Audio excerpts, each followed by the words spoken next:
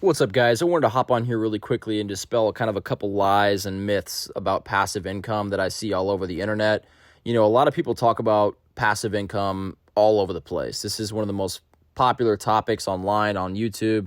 And, of course, things like passive income does exist. I'm not saying this doesn't exist, but people don't consider the amount of work that goes into whatever kind of project or asset or whatever it might be, a business, beforehand in order to make that passive or semi-passive, right? And what I mean by that is this, just in terms of real estate, because again, I'm a real estate investor. I've had, a handful of properties for, a few years now, and we'll just use this as an example. So in order for me to find a deal, I have to first have a decent amount of cash on hand to be able to make that make sense, right? I can't just buy a deal with no money, or at least it's not very easy to do so. There's definitely ways to do it, but that's neither here nor there. So if I want to buy a deal, I have to have some money. I have to have a realtor. Ideally, you don't have to, but that's one of the best ways to do it, one of the easier ways. So to have a realtor, have some money.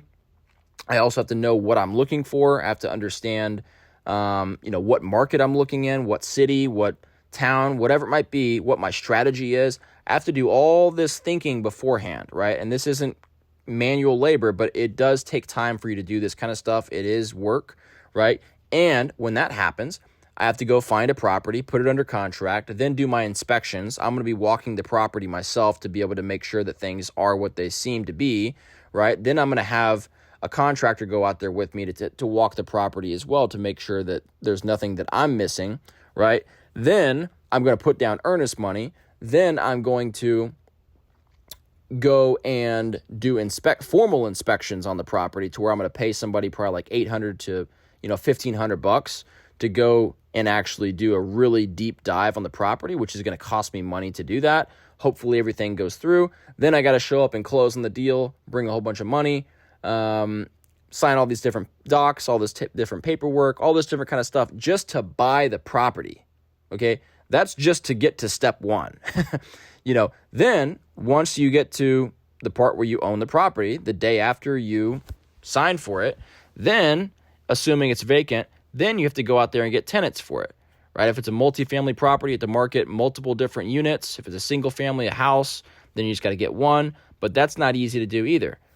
And it takes time. And then you got to find a tenant, put them in there, make sure that they sign a lease, make sure that they're taking care of the place, make sure that they're paying their rent every single month. Whenever there's issues with the property, they're going to be able to call you out there to go take care of that, or call your phone and have you take care of it for them, which is exactly what I do. I don't do any of the work on my properties. I just have people in my contacts that I have go out there and take care of all the stuff that I need for my tenants, right? I have a handyman, I have an electrician, I have a kind of a general contractor, I have, roofers, I have all kinds of different stuff, all these different people in my contacts that are ready to go at a moment's notice whenever issues pop up. But my point is, guys, that's absolutely not passive. But if you ask most of the people online, is real estate passive income? They're going to tell you it is, right? But that's because they don't own any real estate and they're not a landlord, right? I can tell you, as someone who owns properties and who does make money from real estate, as a kind of more of a side gig for me, it is anything but passive. It takes a lot of work. It takes a lot of work to buy the deal. It takes a lot of work to fund the deal. It takes a lot of work to find tenants. It takes a lot of work to collect rents.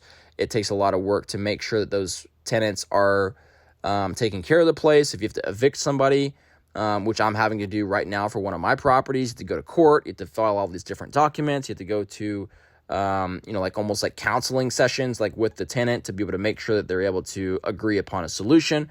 There's a lot of things that you don't see beneath the surface that are a daily, hassle for people who own real estate. And this is just one example, guys. It's the exact same thing with a business. If people are saying they have this business and it's passive income, they're not talking about all the work that they did beforehand to get it to that point. Right?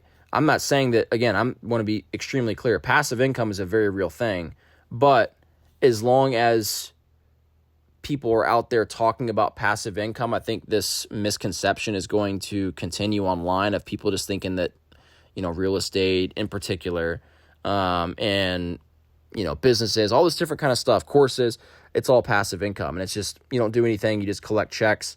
Like, guys, we have to be realistic and understand that that's just not the reality, and that there is lots and lots of work to really anything in life, right? You're not going to get around, having to work, right? But that being said, there are vehicles that you can use like real estate and like, a business, to where once you get that flywheel going, it's much easier to be kind of on maintenance mode. It's the exact same thing if you're in shape, if you go to the gym or you used to go to the gym for a long time. Once you're in shape, it's easy to stay in shape, right? Your body is kind of on passive income mode, so to speak, right? You're just in maintenance mode. It's really easy to keep that same physique if you already have that physique that you want, right? If you go to the gym maybe 2 or 3 times a week, that's really all you need if you've been doing it for a long time. But you have to front load that work first for multiple years to be able to get to that point, right? Very, very big difference, right? So I hope this makes sense, guys. Hope this kind of dispels some of the myths that I see out there, in terms of, passive income and real estate in particular being passive, because it's just not. And there's ways to mitigate this. I mean, you can hire a property manager and have them do most of this kind of stuff for you, but I would rather be a little bit closer to the action and understanding what's going on with my properties. I don't want people, using my credit card to, do different stuff like that if I can get a better deal. So I guess that's like my preference is, I'd rather have a little bit more control when it comes to my real estate in particular. But anyway, guys, I hope this helps you guys out. Like and subscribe to the channel. As always, this supports us and helps us to keep the channel going, because hopefully these videos are helpful for you guys. If not, then I don't know what you're doing watching the channel. So anyway, guys, love you. Hope you guys have a kick-ass week, and I'll see you in the next video. Peace.